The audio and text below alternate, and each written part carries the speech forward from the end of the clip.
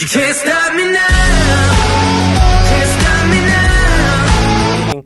Kira Rudik. She is a member of the Ukrainian parliament. She's in Kyiv. Ms. Rudik, I wonder, how are you doing today and what's happening right now in Kyiv?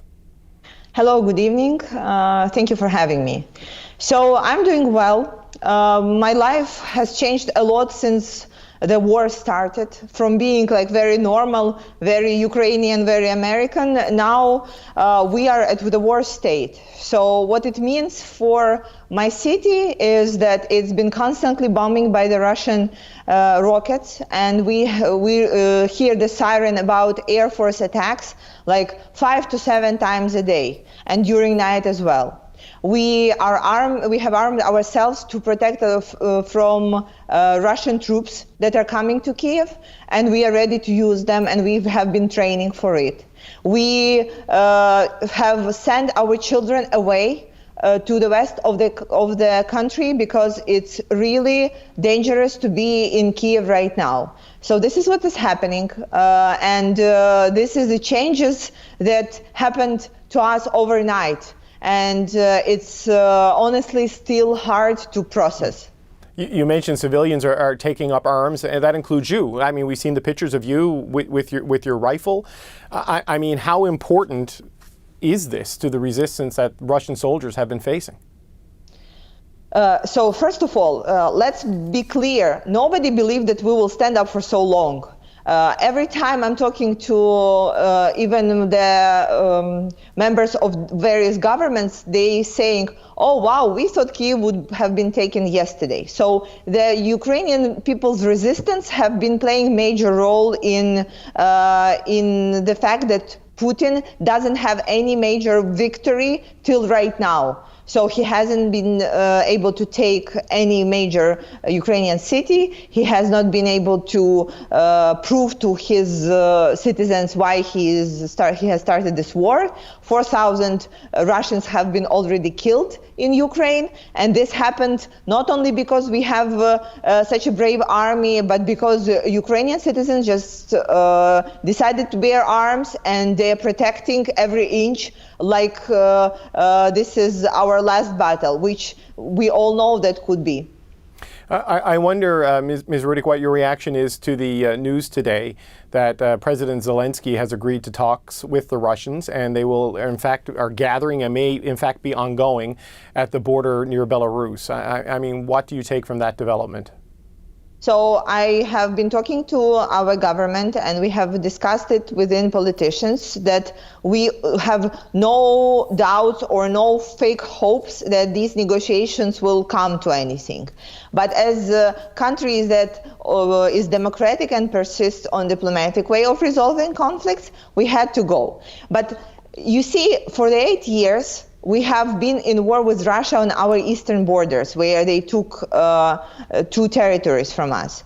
So we have zero doubts. So then when Putin is saying, I want peace, or I'm ready to negotiate, this means only one thing. He's gathering his troops to attack you from the back. And when Putin is saying, it is not me, it means definitely that it is him.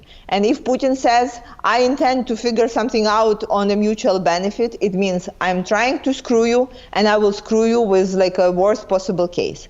So nobody has any like fake hopes that that what is happening right now will help bring peace on Ukrainian terms. I know why he is pushing for these negotiations, because tomorrow Russian banks will open up, and Russian people will learn that the Russian currency will worth, I don't know, like 30 times less than on Friday after the sanctions, that his oligarch friends will start complaining, and that the sanctions put on the bank will have the direct impact on every single Russian citizen. So while Ukrainians, while we are trying to win time, because we know that every single day that we are standing up is helping up our army to regroup and our partners to put more severe sanctions, Putin understands that every day he is losing time. That's why he's pushing for the negotiations right now, but it will not lead anywhere. And with the time difference from where I am and where you are, the sun is setting or about to set. It's nighttime or about to be nighttime in Kyiv, and that's when some of the more ferocious fighting happens. I mean, what are you bracing for as now that it's nighttime in your city? So our life for the last 5 days have been like this. You hear the siren, which means the Air Force attacks are coming. You go down, and for me, it's like sitting under the stairs with my family on the yoga mat, and you wait until the air fights are off, and then you hear the shooting because they are doing the air fights, and then the troops, then air fights, then the troops. And this is how we are dealing with the situation. However, given that Putin said the word negotiation, we expect that this night will be worse than the previous ones, because this is how he deals with the things. He is telling you everything is fine, and then he attacks you from the back. That's why we are, my resistance team is sleeping right now. They're resting because they will have to go and patrol the streets of Kyiv at night when the situation will get much worse. It's curfew in Kyiv for these 2 days now, so you cannot go out. But at night, we will, as a resistance team, we will have to go out and help Ukrainian army protect the borders of the city, because this is what they're trying to do, create a corridor for their tanks to come in.